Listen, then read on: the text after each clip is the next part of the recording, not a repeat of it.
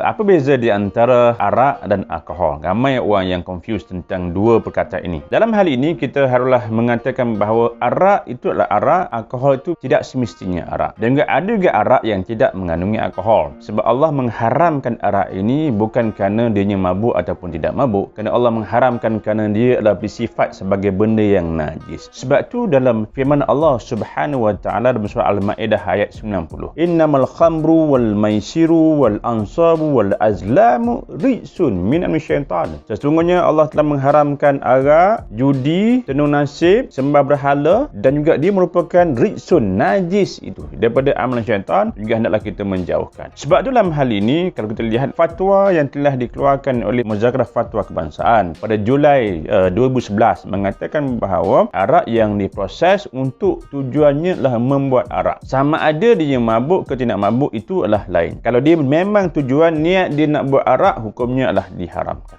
Sebab tu kalau kita lihat fatwa yang ada ini tentang buah-buahan yang kita rendam. Ambillah buah apa pun. Kalau kita rendam, campurkan dengan yeast, campurkan dengan gula, dengan asid sebagainya, akan berlaku proses pemeraman. Akhirnya dia akan lahir apa yang disebut sebagai etanol. Maka etanol inilah yang akan letakkan dalam liquor, dalam kasabah untuk tujuan memabukkan. Maka hukumnya adalah haram. Dan juga proses yang sama juga, akhirnya dia boleh juga menjadi cuka, ya? Yang disebut sebagai wine vinegar. Sebab tu tuan-tuan, bila proses arak ini kadang-kadang dia tidak menepati kehendak-kehendak yang telah ditetapkan oleh orang yang membuat arak, maka dia akan channelkan untuk nak dibuat cuka. Maka cuka arak ini walaupun dia tidak memabukkan, dia tetap hukumnya haram. Sebab Nabi sebutkan ma athqal kasiruhu faqalilu haram. Apa yang banyaknya mabuk, sikit pun juga dia akan jadi haram. Sebab tu kita jangan pegang bahawa arak mesti mabuk. Hari ini arak dibuat sebagai minuman yang bertenaga, energy drink. Kepada anak-anak muda, kepada orang-orang yang di luar sana, kena pastikan jangan kita terpedaya dengan iklan yang mengatakan bahawa free alkohol sebagainya. Dia tetap juga arak. Sebab ada 10 golongan orang yang terlibat dengan arak ni, semua adalah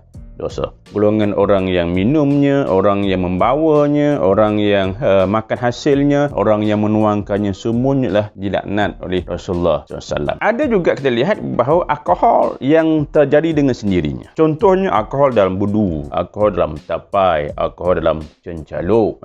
Sebab apa jua pun yang melalui proses peram ni, dia akan ada alkohol. Maka yang inilah barulah disebut sebagai alkohol semula jadi. Maka fatwa mengatakan dia adalah haram jika memabukkan. Yang ketiganya adalah alkohol industri. Contohnya alkohol industri, alkohol yang dibuat daripada bahan-bahan chemical. Contohnya dalam minyak wangi. Maka dalam hal ini fatwa mengatakan ianya adalah diharuskan. Sebab dia bukan dibuat daripada sumber yang najis. Sebab tu alkohol yang ada dalam minyak wangi hukumnya harus untuk kita nak bawa solat. Tak ada isu tentang minyak wangi yang ada alkohol ke minyak wangi yang tak ada alkohol, sebab alkohol ini dibuat daripada sumber bahan kimia yang tidak najis. Oleh itu minyak wangi boleh kita pakai. Termasuk juga fatwa sebutkan adalah kalau kata dalam jus juga minuman buah-buahan yang akhirnya itu bila kita test melebihi 1% daripada kandungan alkohol yang secara semula jadi memang tidak dibenarkan. Yang kelimanya adalah alkohol yang ada dalam perisa ni. Yang dibenarkan adalah 0.5%